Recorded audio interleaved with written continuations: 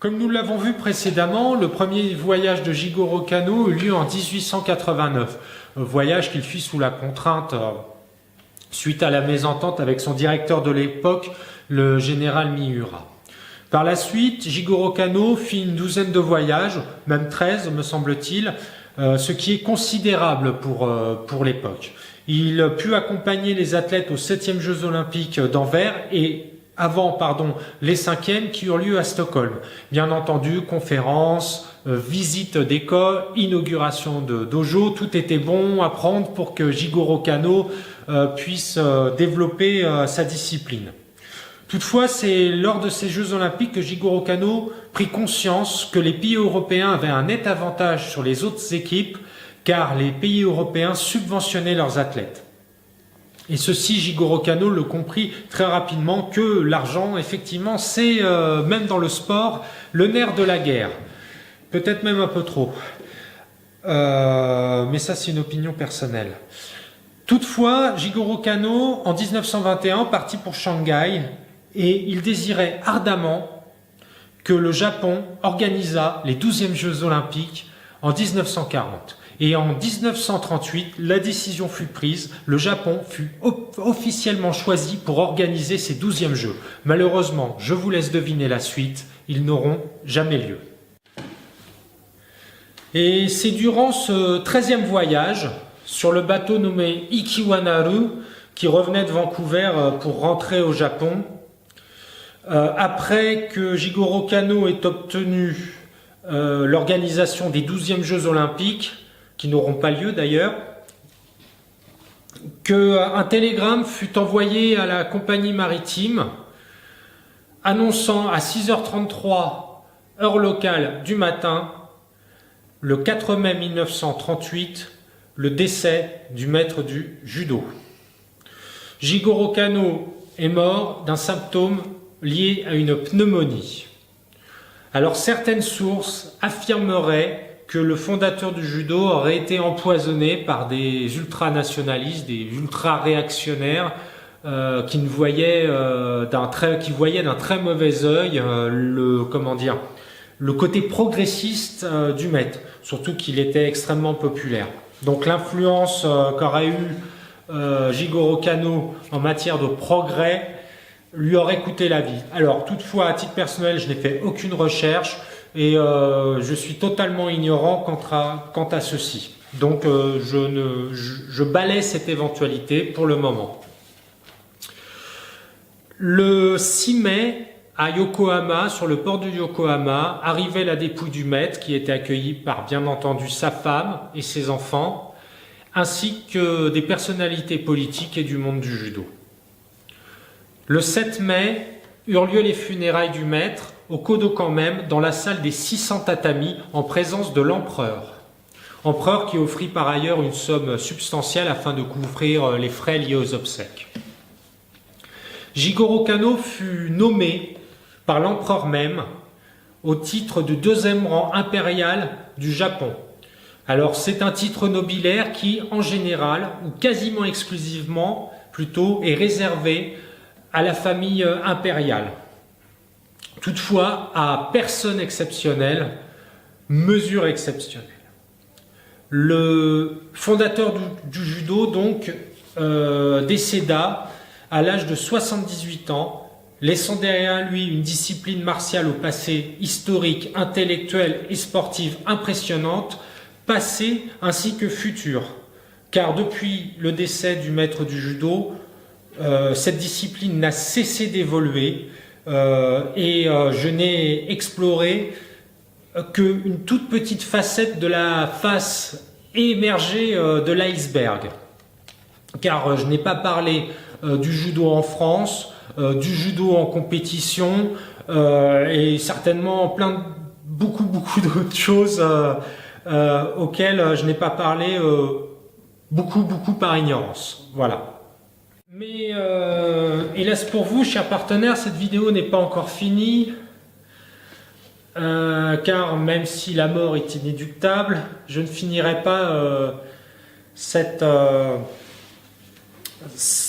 épisode sur la mort du fondateur. Je continuerai d'ailleurs sur le judo, bien sûr, mais sur le judo enseigné aux enfants. Car dès 1872, le Japon prit conscience qu'il fallait bien sûr enseigner le sport à l'école pour le bien-être. Mais toutefois, les méthodes d'enseignement restaient très occidentales, comme nous l'avons vu avec le baseball et la gymnastique par exemple. Et les arts martiaux n'étaient malgré tout pas oubliés, car le jujutsu y était toujours enseigné, le jujutsu sans armes, sachant que la loi contre les armes, comme je l'ai expliqué tout à l'heure, était à venir, interdisant donc la pratique des arts martiaux armés. Toutefois, les professeurs qui enseignaient le jujutsu n'étaient pas des professeurs d'EPS comme on peut le connaître maintenant. C'était des professeurs indépendants qui venaient dispenser des cours, mais de façon très martiale et très militaire, ce qui était véritablement à l'encontre des idées de Jigoro Kano qui voulait une véritable pédagogie sportive. Donc petit à petit, eh bien, le judo a commencé à faire son entrée grâce à Jigoro Kano qui l'amena donc au Gyakushin, à l'école normale, ainsi qu'à l'école de Kunamoto, dans l'école dans laquelle il officiait. Et c'est dans les années 30 que le judo acquit ses lettres de noblesse au sein de l'enseignement japonais. À titre d'exemple, sur 349 collèges, 221 enseignaient le judo en 1924. Ensuite, le 28 octobre 1934, fut créée une section spéciale, pas facile à dire ça, pour les enfants au Kodokan. Et le 11 novembre de la même année, le premier tournoi inter-école fut organisé. Le judo du Kodokan fit aussi des émules au Butokukai, car en juillet 1935, des démonstrations d'arts martiaux liées à l'association eurent lieu, faites par des adolescents, et le judo y fut aussi représenté. Chers partenaires, pour ce dernier chapitre, ou plutôt cet épilogue, eh bien, je vais vous parler du judo et des femmes. Car si le judo connaît en 2018 encore une popularité exceptionnelle, c'est bien grâce aux dames. En effet, Ashiya Sueko, qui était une amie donc, de Tomita Tsumejiro, désirait pratiquer le judo. Tomita enfila demande à Kano qui, reconnaissons-le, au départ était réticent. Alors il n'était pas réticent pour des questions de sexisme. Il était réticent car au Kodokan se trouvaient quand même quelques mastocs, Tomita Tsumejiro, Shiro Saigo, Yamashita, et Jigoro Kano craignait pour ces dames, tout simplement, car à l'époque, en plus, la constitution était quand même inférieure à celle de maintenant. Toutefois, Jigoro Kano adapta le judo et préconisa d'ailleurs la pratique du Junokata, le kata de la souplesse. Et en 1923, sous la direction de Tomatsu Hondo, 6e dan, une section féminine fut ouverte. Le 11 septembre 1931, les femmes, à l'instar des hommes, prêtèrent serment en signant le fameux règlement du Kodokan. Si le judo féminin prit une telle ampleur, c'est grâce à une dame. Et cette dame se nomme Fukuda Keiko. Fukuda Keiko, c'était la petite fille du Fukuda Shinzuke, qui était le maître de Kano de l'école Tenshin Shin-no-ryu, école que nous avons parlé il y a quelques minutes.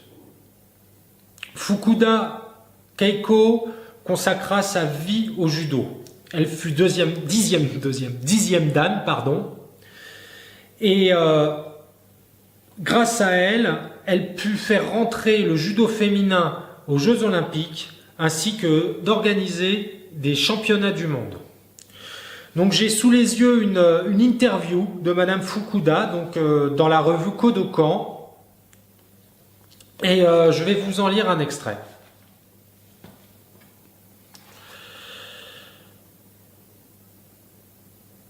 Demandons à Madame Fukuda de nous parler maintenant du judo féminin. Sa création est ancienne, mais quand avez-vous commencé à fréquenter le Kodokan? Réponse. En 1932, après la fête du 50e anniversaire du Kodokan, Monsieur Kano nous a donné une somme offerte par l'empereur pour la famille de Monsieur Fukuda, ancien maître du créateur du judo. Nous avons parlé du judo et il m'a demandé de m'entraîner pour avoir une meilleure santé. Je suis allé au Kodokan, à la section féminine. Il y avait 2 jeunes filles venant de Hawaï et de Chine. C'était déjà un club international. Mais le judo pratiqué m'a semblé trop rapide, trop dur, trop masculin, et je n'osais pas prendre mes premières leçons. J'ai réfléchi pendant 6 mois, et l'année suivante, je suis rentré au Kodokan. Il n'y avait que 10 femmes, dont les 3 petites filles de Kano. Avant la guerre, nous pratiquions un judo très doux, et les gens se moquaient souvent de nous, disant que c'était de la danse. Mais avec Monsieur Mifune, nous avons appris petit à petit les vraies techniques et les exercices de vin beaucoup plus sérieux. Le judo donc n'a eu de cesse de se développer et n'a de cesse de se développer, qu'il soit masculin, féminin, mixte, que ce soit pour les enfants, pour les handicapés, car dorénavant la facilité au judo pour les handicapés est devenue très accessible. Et comme je vous l'ai expliqué tout à l'heure, je n'ai vraiment qu'exploré une petite partie, une partie tournée vers le fondateur du judo, et j'espère très prochainement vous parler du judo en France, car il m'a été dit un jour par un professeur: Japon, mère patrie, France, père patrie.